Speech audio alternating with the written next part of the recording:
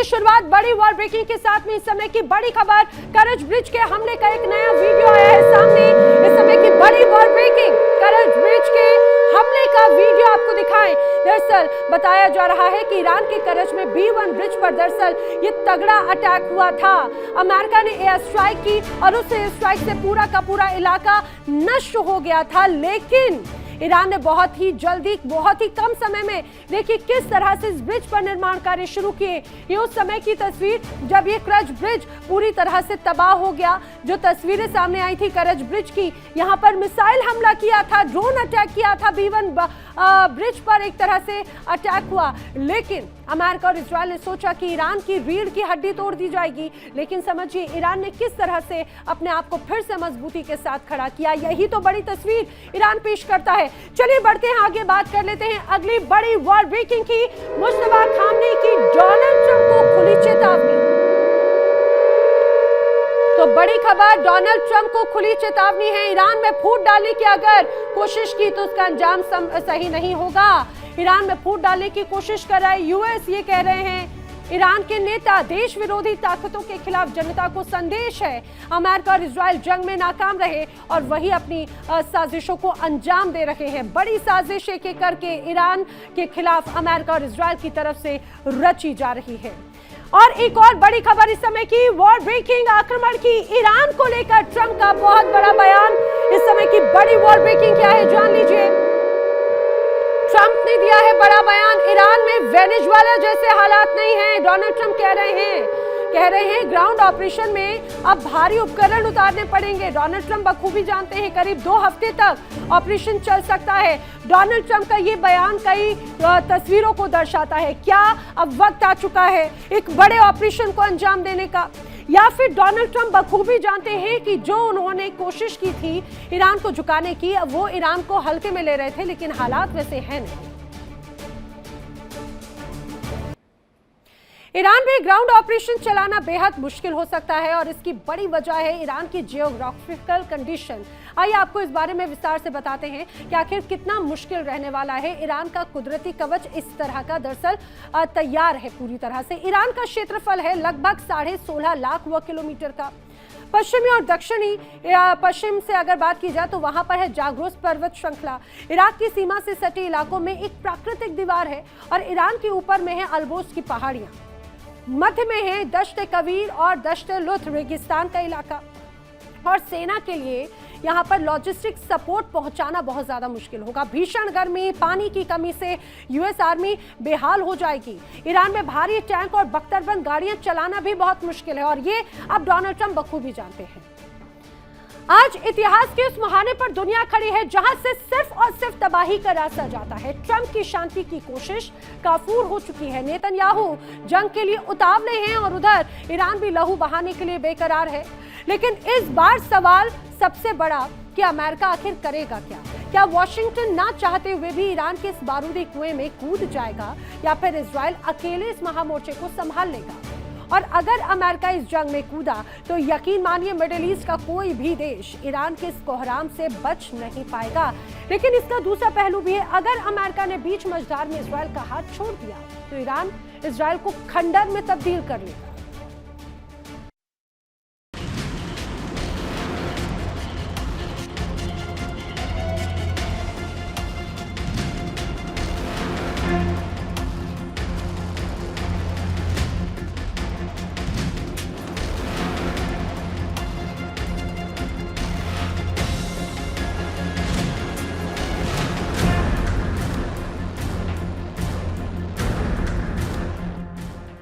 दोनों तरफ से शब्दों के ऐसे बाढ़ चल रहे हैं कि हवाओं में बारूद की गंध तैरने लगी है।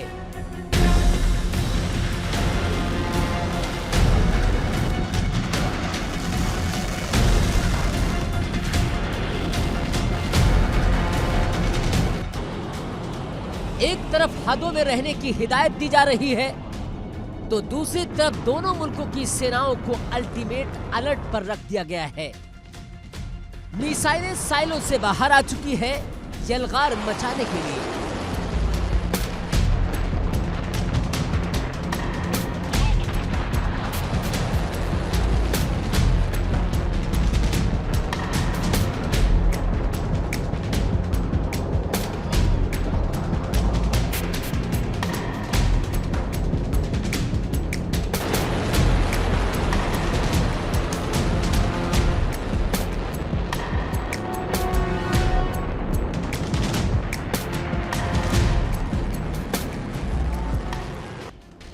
फाइटर जेट्स के इंजन दहाड़ रहे हैं कोहराम मचाने के लिए।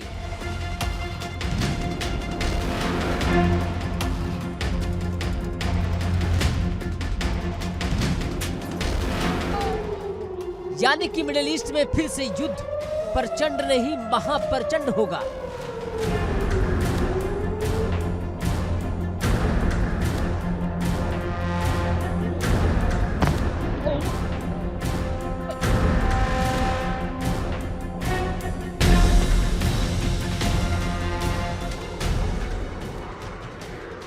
जहां सिर्फ दहशत होगी, खौफ होगा, भगदड़ होगी, जमीन बारूद से फटेगी और आसमान में मिसाइलों का ऐसा खौफनाक शोर होगा जो किसी कयामत से कम नहीं होगा।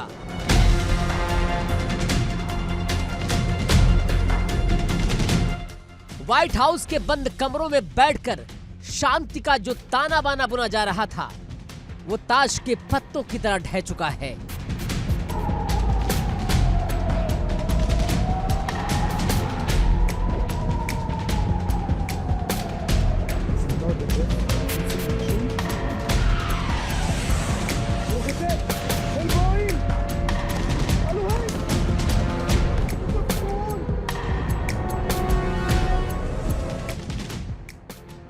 डोनाल्ड ट्रंप की तथाकथित पीस डील मिडिल ईस्ट के सुलगते रेगिस्तान में कहीं खो गई है।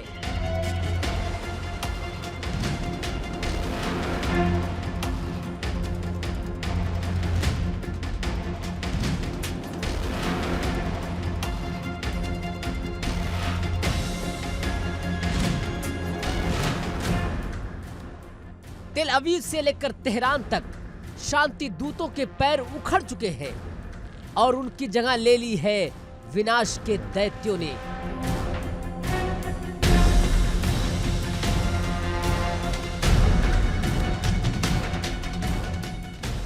इजराइल के प्रधानमंत्री बेंजामिन नेतन्याहू की आंखों में इस वक्त सिर्फ और सिर्फ इंतकाम का खून सवार है। वो जंग के लिए इस कदर उतावले हैं कि अब पीछे हटने का रास्ता उन्होंने खुद ही डायनामाइट से उड़ा दिया है।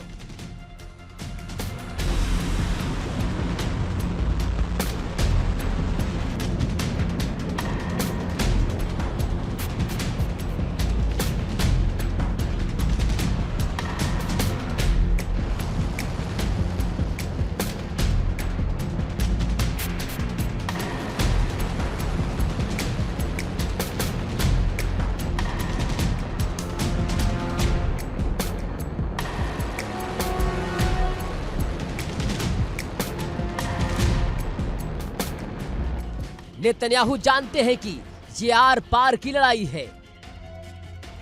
इधर इजराइल की सीमा पर टैंकों की गड़गड़ाहट तेज हो गई है।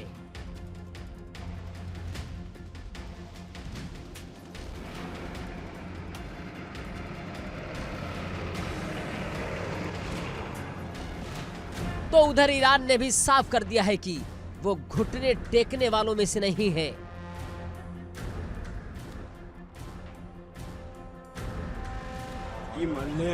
दोनों तरफ से ऐसी हिदायतें दी जा रही हैं मानो एक दूसरे के वजूद को मिटा देने की कसम खा ली हो।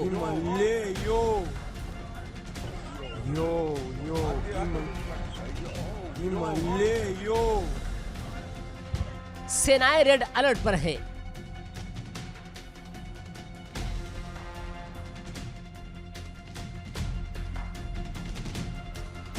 मिसाइलों के मुंह खोल दिए गए हैं। ये सिर्फ जंग की आहट नहीं, ये उस जलजले की शुरुआत है जो पूरी दुनिया की अर्थव्यवस्था, अमन चैन और इंसानियत को लील जाने के लिए आमादा है। आखिर अचानक ऐसा क्या हुआ कि इस जंग के आसार इतने ज्यादा प्रबल हो गए? इसकी कड़ियां जुड़ती हैं ईरान के उस पावर सेंटर से जिसका सीधा ताल्लुक मुज्तबा से है। मुज्तबा खामनेई के बेहद करीबी रणनीतिकार ने कैमरे के सामने आकर नहीं बल्कि बंद कमरों की कूटनीति के बीच एक ऐसा बयान दिया है जिसने पेंटागन से लेकर मोसाद तक के दफ्तरों में खतरे के सायरन बजा दिए गए हैं। मुज्तबा के करीबी का वो साफ संदेश था, अब एक बार जंग और होगी। और इस जंग का फैसला इतिहास लिखेगा। ये सिर्फ गीदड़ भभकी नहीं है, क्योंकि दुनिया भूल ही रही है इसी साल फरवरी के महीने में ईरान ने किस कदर कोहराम मचाया था। फरवरी की वो काली रात जब ईरान की मिसाइलों ने इजराइल के सुरक्षा कवच आयरन डोम की धज्जियां उड़ाते हुए उसके सीने को छलनी कर दिया था। वो एक ऐसा खौफनाक मंजर था जिसे ना तो नेतन्याहू कभी अपनी जिंदगी में भूल पाएंगे और ना ही अरब के वो देश फरामोश कर पाएंगे जो इजराइल की ताकत के दम पर अपनी गोटियां सेट कर रहे थे। ईरान ने दिखा दिया था कि अगर वो तबाही पर फिर से उतर आए तो फिर कोई भी ढाल उसके वार को रोक नहीं सकती। ईरान की इस चुनौती पर इजराइल की तरफ से जो पलटवार आया है उसने आग में घी का काम किया है। इजराइल के रक्षा मंत्री बंकरों से बाहर निकलकर सीधे फ्रंट लाइन पर गरज रहे हैं, हुंकार भर रहे हैं। इस बार हम रुकेंगे नहीं, इस बार हम ईरान को मिटाकर ही दम लेंगे। यह बयान साफ बताता है कि अब सिर्फ अपनी संप्रभुता बचाने की नहीं, बात अब वर्चस्व की है। जंग अब आम नहीं, महाप्रचंड होने वाली है। लेकिन इस महाविनाश के खेल में अमेरिका कहां खड़ा है? वॉशिंगटन इस वक्त इतिहास के सबसे बड़े धर्म संकट में फंसा है।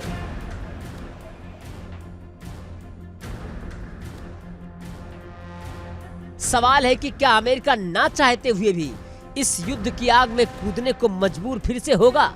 अगर अमेरिका अपनी सेना, अपने B-2 बॉम्बर्स और अपने एयरक्राफ्ट कैरियर को इस जंग में झोंक देता है तो मिडिल ईस्ट का नक्शा हमेशा हमेशा के लिए बदल जाएगा। फिर ईरान का कोई भी कोहराम अमेरिका की सुपर पावर मशीनरी के आगे टिक नहीं पाएगा। सोचिए अगर अमेरिका ने घरेलू राजनीति या वैश्विक दबाव के चलते ऐन वक्त पर इजराइल को बीच मझधार में छोड़ दिया तो क्या होगा? अगर व्हाइट हाउस ने तेल अवीव से अपना हाथ खींच लिया तो यकीन मानिए ये पूरी दुनिया के लिए सबसे विभत्स मंजर होगा। ईरान घात लगाए बैठा है। उसकी कयामत की मिसाइलें, उसके आत्मघाती ड्रोन्स और उसकी हिजबुल्लाह, हूती और प्रॉक्सी सेनाएं इजराइल को चारों तरफ से घेर लेंगी। तो क्या दुनिया वाकई तीसरे विश्व युद्ध के पहले चैप्टर को लाइव देखने जा रही है?